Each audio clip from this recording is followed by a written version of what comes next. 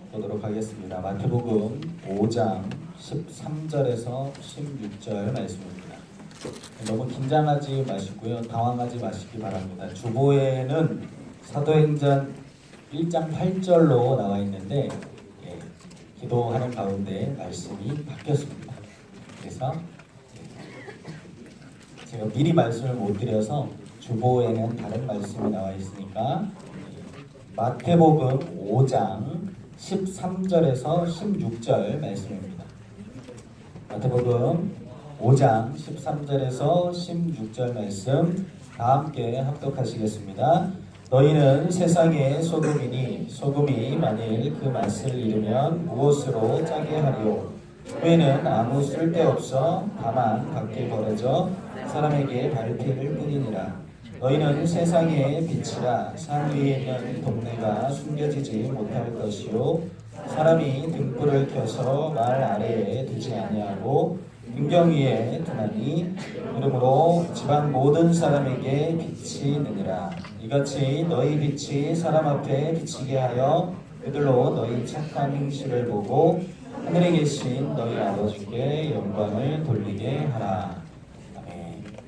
우리 옆에 있는 분들하고 한번 인사하시겠습니다. 예수님의 이름으로 사랑하고 축복합니다.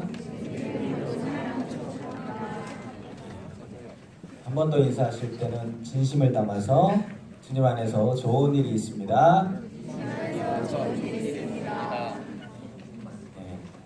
마지막으로 한 번 더 인사하실 때 옆에 사람의 두 눈을 지그시 바라보시면서 나는 죽고 내 안에 예수님이 살아계십니다. 믿으십니까? 믿음대로 될 줄 믿습니다. 우리 찬양 한 곡 먼저 부르고 말씀 나누도록 하겠습니다. 우리 성령이 오셨네. 우리 함께 찬양 드리시고 말씀 같이 나누도록 하겠습니다.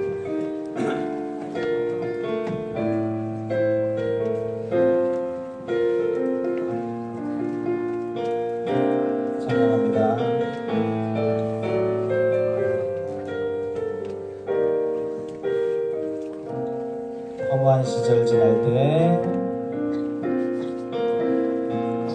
허무한 시절 지날 때 깊은 한숨 내쉴 때 그런 풍경 보시며 탄식하는 분인데 고와 같이 너희를 버려두지 않으리. 내가 너희와 영원히 함께하리라.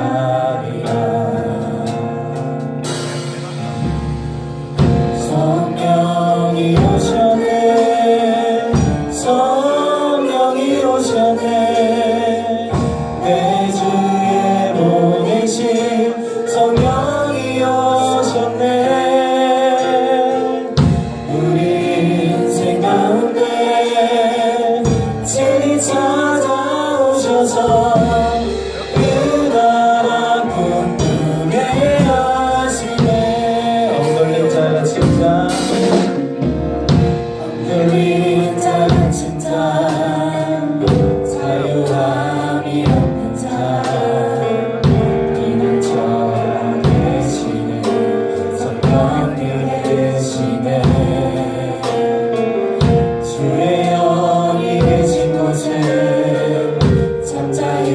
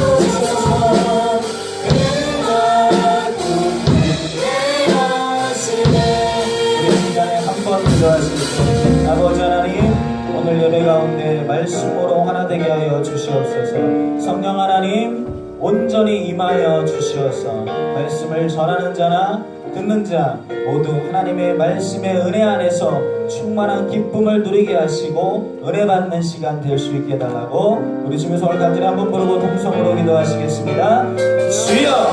우리 아버지 하나님 감사합니다. 아버지 하나님 안에 주시고 하나님께서 열어주시는 감사합니다. 성령 하나님 온전히 붙들어 주시옵소서. 성령이 공정하고 환영하고 주시는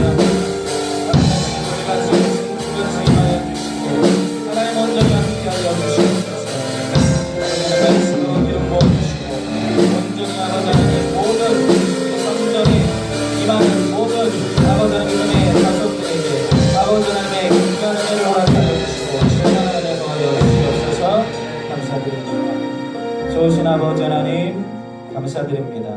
거룩하고 복된 주일, 특별히 주님께서 우리를 위하여 십자가에 달려 돌아가시고 아버지 피 흘리시고 찢기시고 고난당하신 아버지 하나님 그 주님의 은혜를 기억하는 성찬 주일로 불러주심에 감사드립니다. 아버지 하나님 우리의 찬양의 고백 가운데 하나님께서 함께하여 주셨을 줄 믿습니다. 이 시간 말씀을 듣습니다. 전합니다. 전하는 자와 듣는 자 모두 성령의 은혜 안에 거하게 하여 주시옵시고 오직 하나님의 말씀만 대언되게 하여 주시옵소서. 감사드리며 예수님의 이름으로 기도드렸습니다. 오늘 봉독한 말씀을 가지고 우리의 사명이라는 제목으로 말씀을 나누도록 하겠습니다. 아까 전에 대표기도를 해주신 우리 송인준 안수 집사님, 저희 교구 분이셔서 낯설지가 않았는데 기도 중에 은혜 받았던 부분이 하나 있습니다.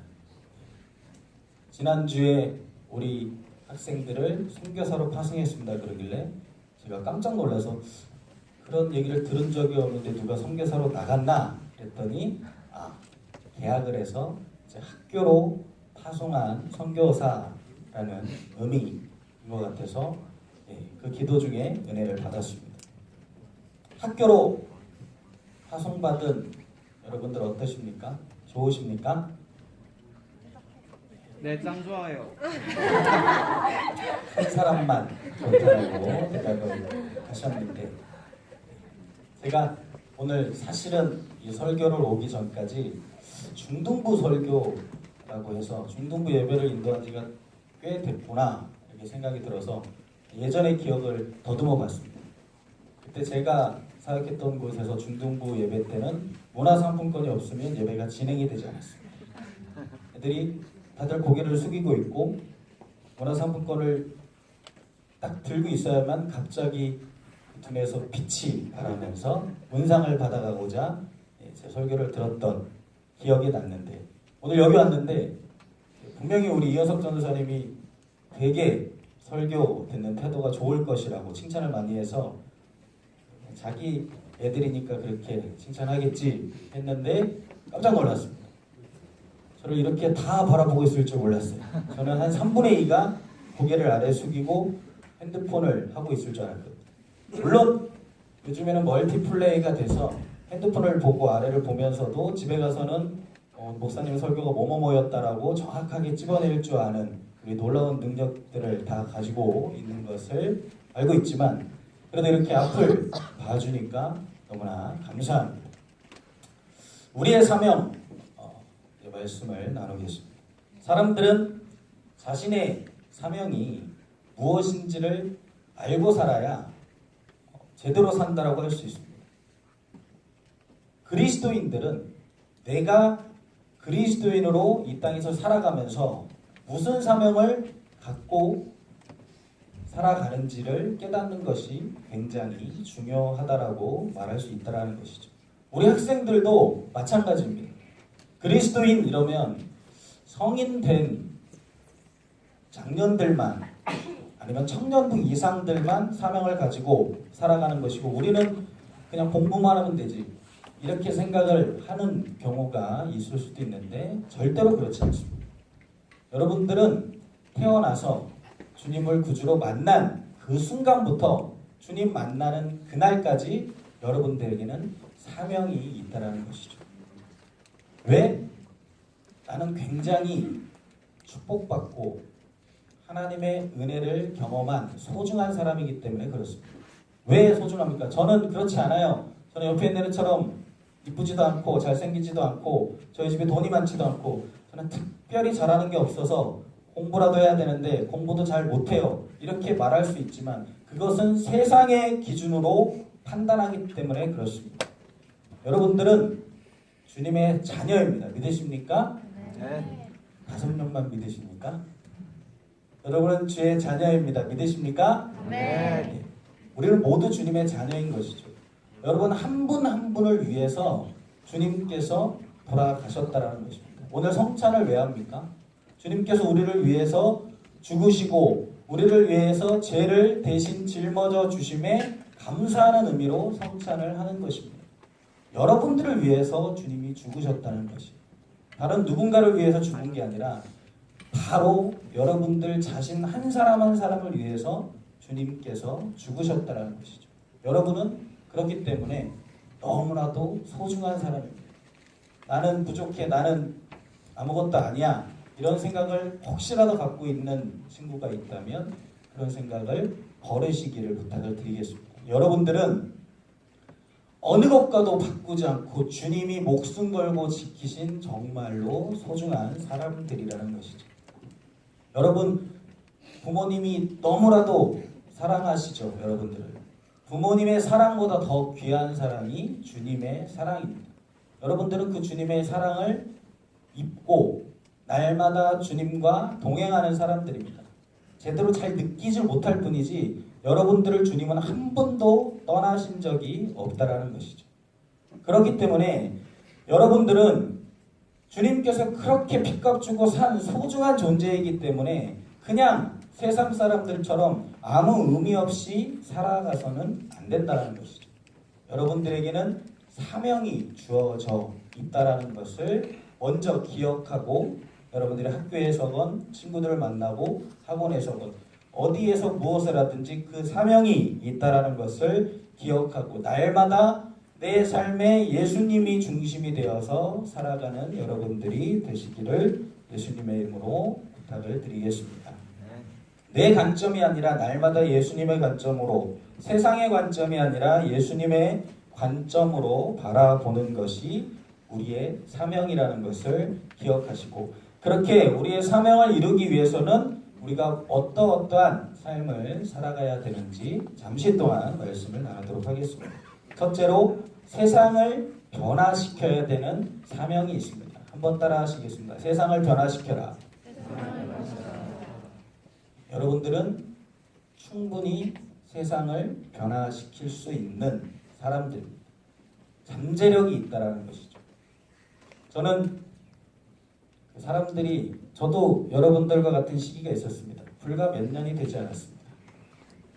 굉장히 믿지 않는 눈으로 어이없다는 프로 쳐다보시는데 불과 몇 년 전에 저도 여러분들과 같은 중고등학교 시절을 보냈습니다. 그때 사람들이 이렇게 얘기하면 아 진짜 꼰대 같은 말을 한다 이렇게 생각을 한 적이 있었어요. 아 그 시절이 참 좋은 시절이다. 너희들은 뭐든지 할 수 있는 시절이다. 할 수 있긴 뭐가 할 수 있어. 내가 할 수 있는 거라고 그냥 학원밖에 갔고 집에 오고 그냥 집에서 시키는 대로밖에 할 수 없는 사람입니다. 그렇게 생각을 하고 살았거든요. 근데 지금 와서 생각해 보니까 아 그 말이 무슨 말인지가 점점 이해가 됩니다. 제가 그때 꼰대라고 말하는 사람들의 나이가 되어가는 건지도 모르겠지만 날마다 이렇게 주의 은혜를 생각할 때 아 정말로 나이가 한 살이라도 젊을 때는 주님 안에서 잠재력을 갖고 있는 사람이구나. 이것을 조금 더 일찍 깨달았으면 참 좋았을 것이다 라는 생각을 한 번씩 해보게 됩니다. 우리들이 왜 세상을 변화시킬 능력이 있냐면 우리들에게는 주님께서 그러한 능력을 주셨기 때문에 그렇다라는 것이죠. 소금은 오늘 말씀에서 썩지 않게 하고 부패를 방지하고 지연시키는 역할을 하는 기능이 있습니다. 우리들은 그렇게 세상이 썩어가는 모습, 요즘 너도 나도 미투 운동에 기사들을 본 적이 있을 것입니다. 너무나도 유명한 연예인들부터 법조계 여러 사람들이 예전에 했던 잘못된 일들이 이제서야 드러나는 것이 뉴스화되면서 그게 논란이 되고 있는 것이죠. 우리들은 그렇게 세상 속에서 예전에 남들 모르게 지었던 죄들이 지금에서 드러나는 그러한 사람들처럼 살아가는 삶이 아니라 그렇게 부패된 세상 속에서 그리스도가 중심이 되어서 사명을 행하는 그러한 삶을 살아가야 할 책임감이 있다라는 것이죠. 그리고 그러한 능력이 여러분들에게는 있습니다. 왜냐하면 여러분들의 힘으로 할 수 없지만 주님이 함께 하시기 때문에 그것이 가능하다라는 것이죠. 소금은 음식에 맛을 내는데도 굉장히 중요한 역할을 합니다. 우리들도 세상에서는 없어서는 안 되는 중요한 존재입니다. 음식에서 소금이 없으면 맛을 낼 수 없듯이 우리들도 세상에는 없어서도 안 되는 아주 중요한 존재라는 것이죠. 여러분들 한 명 없다고 누가 알아보긴 하겠어요? 이렇게 얘기하는 친구 있는데 아닙니다. 세상에서는 그런 관점으로는 그렇게 바라볼 수 있지만 주님의 자녀로서 여러분들은 없어서는 안 되는 중요한 존재라는 것이죠. 소금과 같은 존재입니다. 여러분들이 그 소금으로서의 맛을 내기 위해서 날마다 주의 말씀을 읽고 묵상하고 기도함으로 그렇게 훈련되어지면 여러분들이 세상 속에서 그렇게 소금처럼 맛을 내는 그러한 역할을 사명을 감당하게 되면 여러분들을 통해서 점점 세상이 변화될 수 있다는 것이죠.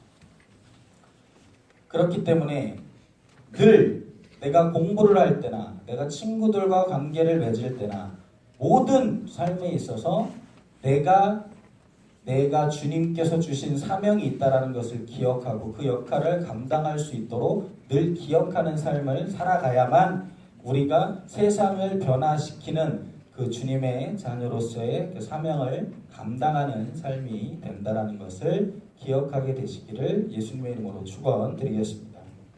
둘째로 우리의 사명은 어둠을 밝히는 것입니다. 한번 따라 하시겠습니다. 어둠을 밝혀라. 불이 꺼져 있어요. 칠흑 같은 어둠 속에서 우리가 뭘 찾아야 한다고 생각을 해보세요. 빛이 없는 곳에서는 잘 찾아낼 수 있습니까?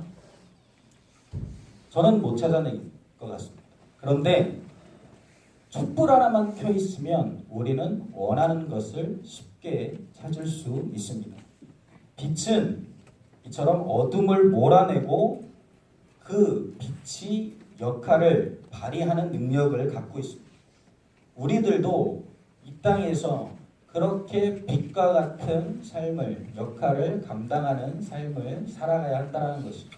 내가 공부를 잘해서 성적이 올라서 다른 사람보다 더 높은 지위를 갖고 더 좋은 집에서 떵떵거리면서 사는 것이 목표가 아니라 내가 공부를 잘함을 통하여서 내가 공부 잘하게 된 이유가 예수님을 믿고 예수님을 더 떳떳하게 세상에 전하기 위해서 나는 더 공부를 열심히 잘하려고 노력합니다. 그렇게 고백하는 사람이 바로 빛과 같은 역할을 감당하는 사람입니다.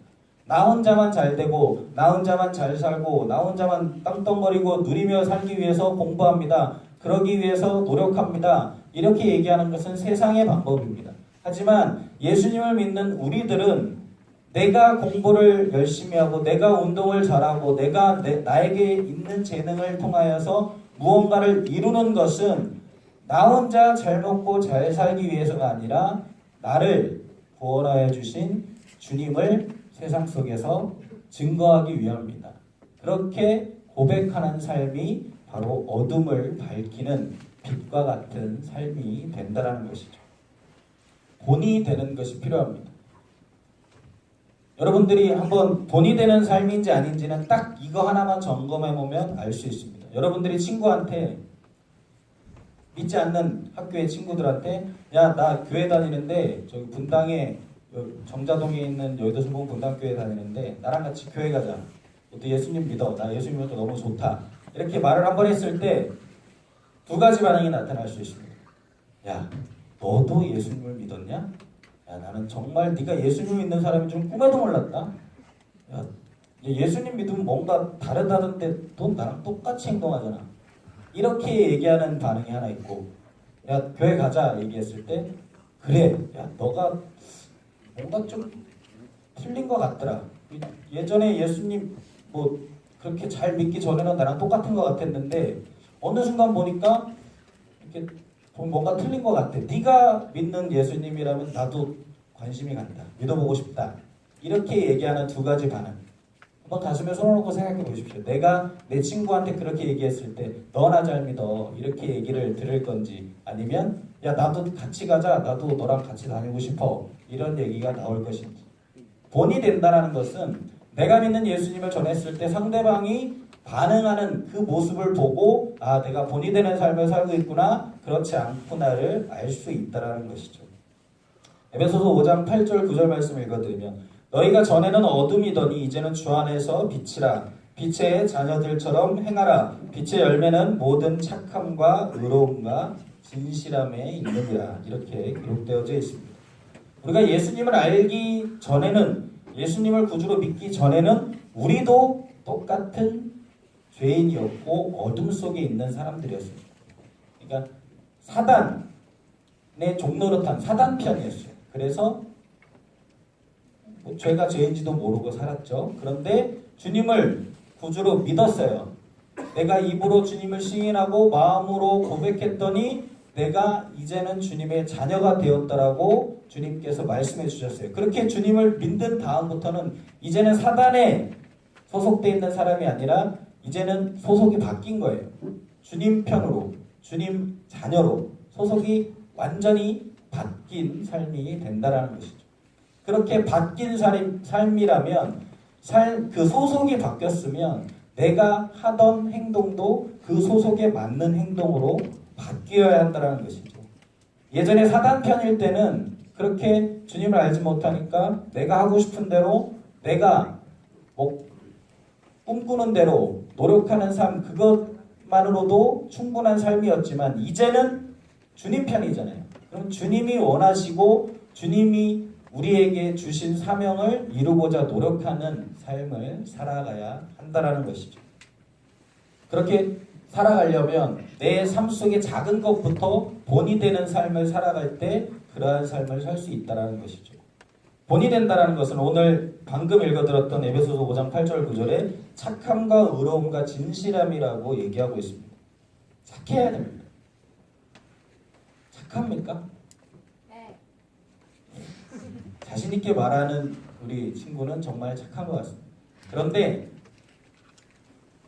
모두가 다 제가 볼 때는 착한데 너무나 겸손해서 얘기를 못하고 있는 것 같은데, 선한 마음씨와 행동이 우리의 삶 속에 나타나는 것이 진짜 선한 착한 행동을 하는 삶이 된다는 것이죠.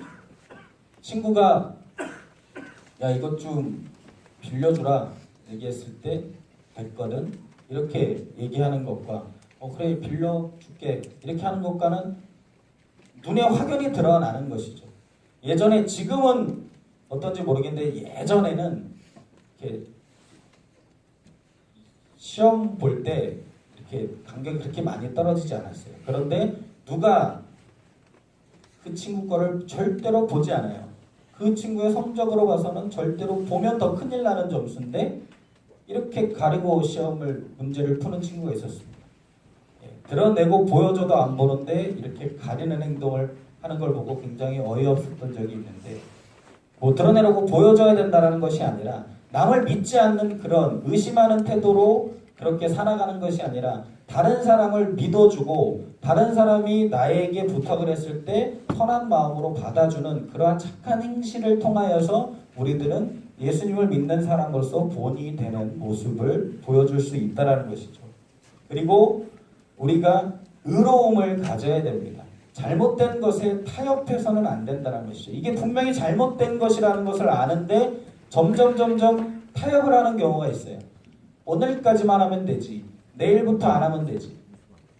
우리가 게임에 중독이 되는 친구들을 많이 봅니다. 저도 학창 시절에 보면 제 친구들이 굉장히 게임에 많이 중독이 돼서 요즘에는 배틀그라운드라는 게임이 굉장히 우리 친구들 배틀그라운드 얘기만 나오니까 한 10명이 고개를 번쩍 들고 저를 쳐다보는 걸 보면 그 게임이 얼마나 유명한지 잘 알 것 같은데 유명 아프리카 BJ들이 막 배틀그라운드 배틀 사관학교 막 이런 것들을 하면서 막 가르쳐 줄 정도로 굉장히 유명한 게임들이 있죠.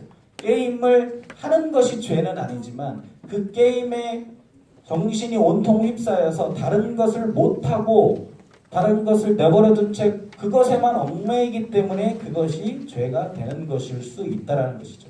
왜? 게임밖에 생각이 안 나요. 예전에 당구를 그 친구들이 이렇게 열심히 쳤던 적이 있습니다. 누우면 모든 천장이 당구대로 보인다. 그래서 누워서 눈 감고 있으면 갑자기 공이 4개가 있어서 이쪽 벽을 쳐서 저쪽 벽을 쳤다 이렇게 돌아오면 아 이렇게 되겠구나. 시뮬레이션을 그리는 것이죠. 눈만 감으면 그렇게 하고 또 학교 끝나고 바로 달려가서 그것을 치기도 하고 막 그런 마음에 온통 그 생각만 있는 것이죠. 그러면 우리들이 예수님이 내 마음속에 가장 첫 번째가 되어야 되는데 그것이 아니라 예수님이 아닌 다른 것이 첫 번째가 되어져서 그것을 채우면 우리는 어둠을 밝히는 삶이 아니라 어둠 속에 아주 온전하게 아주 안전하게 거하는 삶이 된다는 것이죠. 여러분들은 의로운 주님께서 핏값 주고 산 소중한 사람들이라고 처음에 말씀을 드렸습니다. 여러분들은 어둠에 속해 있는 사람들처럼 다른 세상의 많은 친구들이 그렇게 오락에 게임에 빠져서 거기에 중독이 되어 있는 모습처럼 살아가는 것이 아니라 그러한 것을 게임을 아예 하지 말라 아예 끊으라는 말이 아니라 내가 절제할 수 있을 정도로 내 스트레스를 푸는 잠깐의 시간 정도에 활용하는 것 이외에 내가 주님을 사랑하는 것이 방해되지 않고 주님 뜻대로 사는 것이 가로막히지 않을 정도로 그렇게 내 마음에 온전히 그것이 자리 잡지 않도록 노력하는 삶이 필요하다라는 것이죠. 그리고 그리스도인은 진실되어야 합니다. 말만 하면 거짓말하는 사람이 있습니다. 근데 중요한 것은 한 번 거짓말을 하면 그 거짓말을 메꾸기 위해서 또 다른 거짓말을 해야 되고 이 거짓말을 해서 다른 거짓말로 돌이켜서 가다 보면 걷잡을 수 없이 이제는 진실과는 완전히 거리가 먼 삶을 살아가는 경우들이 있습니다. 예수님은 거짓말하지 않으셨습니다. 진실을 얘기했다는 것이죠. 여러분들이 때로는 진실을 얘기하다가 손해를 보는 경우들이 있을 수도 있습니다. 하지만 여러분들이 살아가면서 친구들과 대화하면서 처음에 진실되게 얘기했다가 욕을 먹고 손해를 보더라도 끝까지 진실된 삶을 유지하면 친구들이 인정합니다. 쟤는 거짓말 안 하잖아. 쟤는 예수님 믿어서 그런지 모르겠지만 쟤는 믿을 수 있어. 쟤는 내가 쟤한테만 비밀로 얘기했을 때 다른 사람한테 퍼뜨리지 않고 그것을 듣고 자기가 그렇게 말하지 않는 그런 모습이 있어. 참 진실된 사람이야. 정말 거짓이 없는 것 같아. 그렇게 인정받는 것이 어둠을 밝히는 사명을 행하는 삶을 살아가는 삶이 된다는 것을 잊지 않게 되시기를 예수님의 이름으로 축원드리겠습니다. 마지막으로 우리의 사명은 주님 오실 길을 예비하는 사명을 갖고 있습니다. 한번 따라 하시겠습니다. 주님 오실 길을 예비하라. 주님은 언제고 다시 오실 분이십니다. 주님께서 십자가에서 죽으시고 3일 만에 부활하셔서 이제 제자들과 40일을 같이 보내다가 부활 승천하시면서 다시 오실 것이라고 말씀하셨고 다시 오실 때까지 우리를 버려둔 것이 아니라 우리가 찬양으로 고백했던 것처럼 성령을 우리에게 허락하여 주시고 하나님 부활 승천하셨다는 것이죠. 그런데 분명한 것은 주님은 다시 오신다는 것입니다. 저는 가끔 집에서 자기 전에 이런 생각을 합니다. 내가 주님이 지금 당장 내 앞에 오셔서 주님을 만난다면 그 말은 내가 죽거나 아니면 주님이 오셔서 이제 하늘에 올라가서 이 땅에서 삶은 더 이상 살 수 없는 것이라는 그런 상상을 할 때가 있습니다. 그러면 갑자기 약간 소름이 돋을 때가 있어요. 나는 아무것도 한 게 없는데 지금 주님 만나서 어떡하지? 나는 사명을 목사라고 사명을 받았는데 주님 보시기엔 아무것도 한 게 없는 것 같은데 지금 주님 만나면 안 되는데 물론 제가 이 세상 속에서 더 하고 싶은 것이 남아서 그런 마음이 들을 수도 있습니다. 하지만 갑자기 주님을 만나면 이 땅에서의 삶은 생이 정해져 있습니다. 아무리 오래 살아도 아무리 100세 인생이라고 해도 100세를 넘게 살아가는 경우는 그렇게 흔치 않아요. 그런데 죽고 난 다음에 우리가 천국에서 주님을 믿었으니까 천국에서 우리가 영원히 살 텐데 영원이라는 개념을 생각해 보면 그냥 단순히 길게 사는 게 아니라 끝이 없는 거예요. 숫자 8을 옆으로 누이면 이렇게 계속 도는 이게 무제한의 표시라고 할 수 있는데 끝이 없어요. 우리의 삶은 끝이 없는 영원한 삶이 있다라는 것이죠. 그렇다면 여러분들 주님이 다시 분명히 오시는데 내가 주님 만났을 때 너 뭐 하다 왔어? 예, 저 배틀그라운드 하다 왔습니다. 그렇게 얘기할 건 아니잖아요. 너 뭐 하다 왔어? 예, 저는 제가 부족하지만 그래도 삶 속에서 주님을 나타내려고 노력하다 왔습니다. 그래, 너가 이러이러한 삶을 착하고 충성된 종이었구나. 이렇게 주님께 칭찬받는 그러한 삶을 사는 것이 우리의 사명이 되어야 한다는 것이죠. 주님 오실 길을 예배한다는 것이 무슨 길을 닦아놓는 것이 아니라 우리가 세상 속에서 주님이 오실 때까지 더 많은 사람들이 주님을 구주로 영접하고 주님께 영광을 돌릴 수 있도록 복음을 전하는 것이 바로 주님 오실 길을 예비하는 삶이 된다는 것이죠. 아까 처음 말씀드렸던 것처럼 여러분들은 학교로 파송받았습니다. 학교에서 공부하기만으로도 벅차고 또 친구들과 여러 관계를 맺어가면서 이 친구하고의 만남, 저 친구와의 만남도 굉장히 좋은 친구들도 있지만 대학이 껄끄러운 친구들도 있고 정말 저 친구만 아니면 내가 참 공부를 잘할 것 같은데 쟤만 아니면 내가 참 좋을 것 같은데 하는 정말 싫은 친구도 있을 수 있습니다. 수많은 사람들이 존재하니까요. 그런데 여러분들 학교로 파송받았다라는 것은 여러분들을 통해서 주님이 증거되어야 한다라고 말씀을 드렸습니다. 여러분들의 삶을 통해서 여러분들의 학창생활을 통해서 여러분들의 성적과 여러분들의 여러 가지 성격이 평가되는 것으로 끝나는 것이 아니라 여러분들의 삶을 통해서 주님이 평가된다는 것을 기억해야 된다는 것이죠.